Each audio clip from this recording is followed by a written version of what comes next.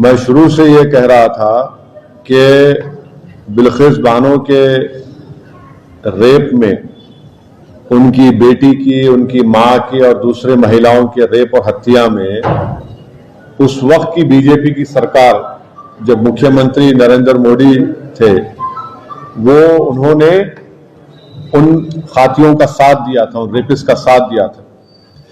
बिल्किस बानो का रेप हुआ, उनकी मासूम बच्ची का कत्ल हुआ और बिल्किस बानो ने ये लड़ाई खुद से लड़ी इंसाफ के लिए, अपने इंसाफ के लिए। तो जो उस वक्त जो बीजेपी नरेंद्र मोदी मुख्यमंत्री थे, उस जो माहौल था गुजरात में, बड़ा ही खराब माहौल था। तो इसीलिए इस ट्रायल को महाराष्ट्र में शिफ्ट किया गया। और ये बात आपको याद रखना चाहिए कि बीजेपी ने ही इन रेपिस्ट को छुड़ाया जिन्होंने बिल्किस बानो से जुल्म किया। बीजेपी के लोगों ने उनके गलों में गुलाब का हार डाला और इससे बीजेपी की महिलाओं के लिए जो लड़ाई है, जो इंसाफ की बात करती है, वो बीजेपी एक्सपोज हो जाती है। दूसरा पॉइंट उसमें यह है कि आज कोर्ट ने क्या कहा, सुप्रीम कोर्ट ने कहा the state of Gujarat acted in complicit with convicts, यानी स्टेट ऑफ गुजरात खुद इन रेपिस्ट के साथ कॉम्प्लिसिट थी। बुनियादी बात यह बेसिकली यह है कि गुजरात में बीजेपी की सरकार रेपिस्ट की मदद करने का काम कर रही थी और ये बात आप भी जानते हैं कि उसमें बीजेपी के दो एमएलएज ने ये एंडोर्स किया कि इन रेपिस्ट को छोड़ दिया जाए और एक बीजेपी के एमएलए ने उनको संस्कारी भी कहा था।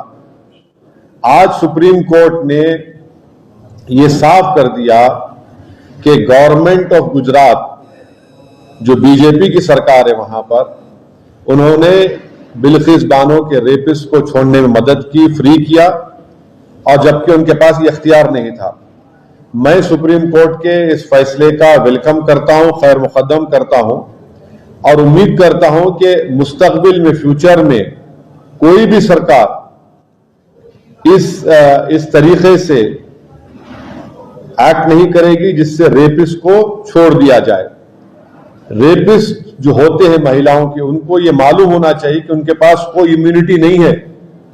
और अगर कोई रेपिस्ट ये समझ लेगा कि मेरे पास एक रूलिंग पार्टी का आइडियोलॉजी का मैं मानने वाला हूं तो मुझे सरकार छोड़ देगी, वो उनको ये समझ जाना चाहिए कि पॉलिटिकल आइडियोलॉजी से आपको नहीं छूट मिलेगी। और आखिरी बात यह है कि इस तमाम चीजों में हम यूनियन होम मिनिस्ट्री के रोल को भूल जा रहे हैं। यूनियन होम मिनिस्ट्री के आज जो वजीर हैं जनाब अमित शाह, उन्होंने अप्रूवल दिया था इनका रिमिशन और प्रीमेच्योर रिलीज के लिए, और एक जुलाई 11, 2022 का लेटर है यूनियन होम मिनिस्ट्री का। हम पूछना चाह रहे कि क्यों अमित शाह की होम मिनिस्ट्री ने इस तरह लेटर दिया।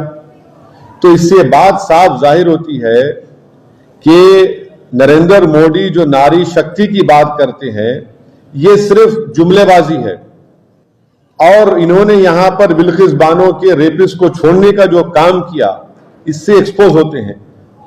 अब बताइए बुलडोजर कहां चला गया, ठोक देंगी पॉलिसी कहां चले गई।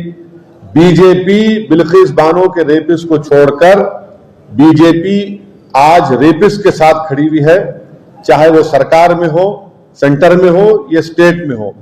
बीजेपी की सरकार ने इनको छोड़ा, और क्यों छोड़ा? इलेक्शन से पहले छोड़ा, गुजरात के विधानसभा के चुनाव से पहले। अब बीजेपी इस जजमेंट के बाद खामोश क्यों है? बीजेपी आज बीजेपी को खामोशी तोड़नी चाहिए।